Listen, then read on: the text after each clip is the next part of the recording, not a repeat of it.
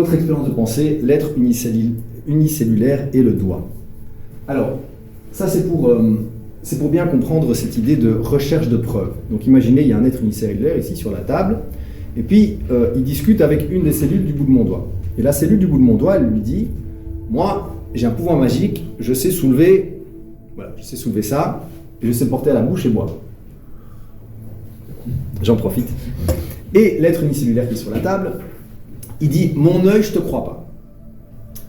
Et la cellule du bout du doigt lui répond, il lui dit, l'être unicellulaire lui dit, prouve-le que tu as ce super pouvoir. Et la cellule du bout de mon doigt, elle dit, désolé, je peux pas parce que ça dépend pas de moi. C'est pas moi qui décide quand est-ce que le verre se soulève. Et donc là, il y a quelque chose où vous avez clairement des super pouvoirs qui vous dépassent, mais c'est pas vous qui choisissez quand ils se manifestent. Donc ça, c'est un des problèmes en fait. L'empirisme est en fait aveugle, c'est-à-dire que l'empirisme repose sur le fait qu'on puisse répéter les choses et que les choses se refassent quand certaines conditions sont réunies, vous avez toujours le même résultat. Ici, c'est impossible. Vous pouvez avoir, entre guillemets, des miracles locaux où à un moment donné, le doigt, la cellule du doigt sait faire des choses magiques et puis à d'autres moments pas.